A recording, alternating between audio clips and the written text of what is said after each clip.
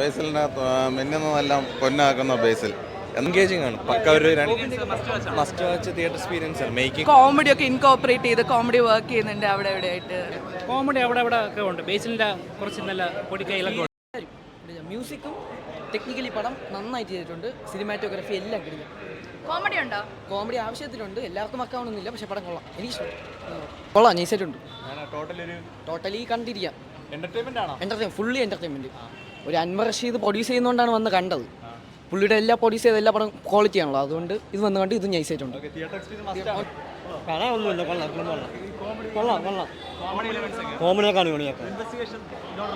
കണ്ണ നിനക്ക് അടിപൊളിക്കണം, ഒന്നും പറയാനില്ല, അടിപൊളി. നല്ല ത്രില്ലർ, നല്ല രസമുണ്ട് പടം, സൂപ്പറാണ്.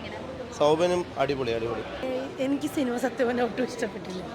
അവസാനത്തെ 10 മിനിറ്റ് മാത്രമേ എന്തെങ്കിലും ഉള്ളതായിട്ട് ഫീൽ ചെയ്തോളൂ. എനിക്ക് അറിഞ്ഞൂടാ അതിനെ പറ്റി പറയാൻ, എനിക്ക് അത്ര ഇഷ്ടമായില്ല. കൊള്ളാം, അടിപൊളി പടമാണ്. ഫുള്ള് ഒരു മിസ്റ്ററി ടൈപ്പാണ് പടം. ലാസ്റ്റ് വരെ ഫുള്ള് ഒരു എങ്ങനെയാണ്, എന്താണ്, ആരാണ് ചെയ്തതെന്നുള്ള രീതിക്ക് കൊണ്ടുപോകുന്നത്. എൻഗേജിങ് ആണ്, പക്ക ഒരു മസ്റ്റ് വാച്ച് തിയേറ്റർ എക്സ്പീരിയൻസ് ആണ്. മേക്കിങ്ങും മ്യൂസിക്കും എല്ലാം പക്ക ഇതായിട്ടാണ്. കോമഡിയാ കുറച്ചേ ഉള്ളൂ, പക്ഷേ ഉള്ള സാധനങ്ങളൊക്കെ നൈസായിരുന്നു. കൊള്ളാം ബ്രോ, എനിക്ക് ഇഷ്ടപ്പെട്ടു. തിയേറ്റർ വാച്ചാണ്. ഫാമിലിക്കും കാണാം. മർഡർ മിസ്റ്ററിയാണ്. കോമഡി അവിടെ ഒക്കെ ഉണ്ട്. ബേസിലിൻ്റെ കുറച്ച് നല്ല പൊടിക്കൈകളൊക്കെ ഉണ്ട്. ഫണ്ണി, ബ്ലാക്ക് ഹ്യൂമർ, അങ്ങനെ ഒരു കുറ്റാന്വേഷണം, അങ്ങനെ കൊള്ളാം, നല്ല രസമുണ്ട്. കിടിലാണ്. നല്ല സ്ക്രിപ്റ്റ് തന്നെ മെയിൻ കിടില. ഇത് സസ്പെൻസ് ആണ്, ആ ട്രെയിലറാണ് കണക്ക്, കൊലപാതകത്തിൻ്റെ ഇത് തന്നെ. പക്ഷെ അവസാന നിമിഷം വരെ പിടിച്ചു നിർത്തി. കൊള്ളാം, കിടില.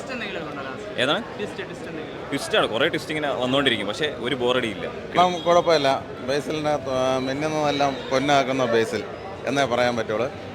ബേസിലിൻ്റെ നല്ല കോമഡിയും, ഒരു പോലീസ് വേഷമാണെങ്കിലും കോമഡിയും നല്ല, ഈ പടം ഒരു ത്രില്ലറും കൂടെയാണ്. എന്തായാലും ഈ 2025 ബേസിലിൻ്റെ ഭയങ്കരമായിട്ടുള്ള ഒരു മുന്നേറ്റമാണ് എന്ന് പറയാനുണ്ട്. അതിന് നല്ല സിനിമ, നല്ല ചിരിക്കാനുമുണ്ട്.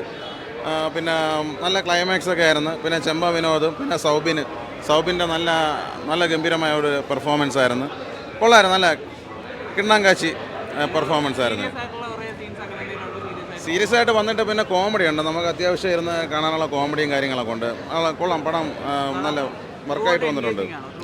പ്രൊവൈഡ് എൻഗേജാണ്.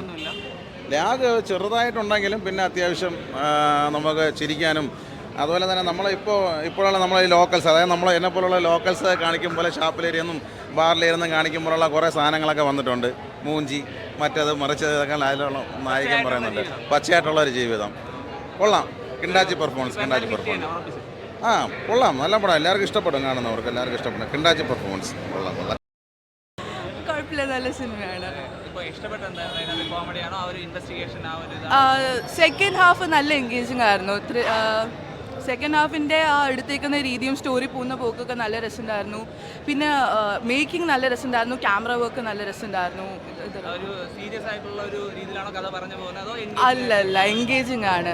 കോമഡി ഒക്കെ ഇൻകോപ്പറേറ്റ് ചെയ്ത് കോമഡി വർക്ക് ചെയ്യുന്നുണ്ട് അവിടെ എവിടെയായിട്ട്. മൊത്തത്തിൽ ഇങ്ങനെ പെട്ടെന്നൊരു എൻഡിങ് ആണ്.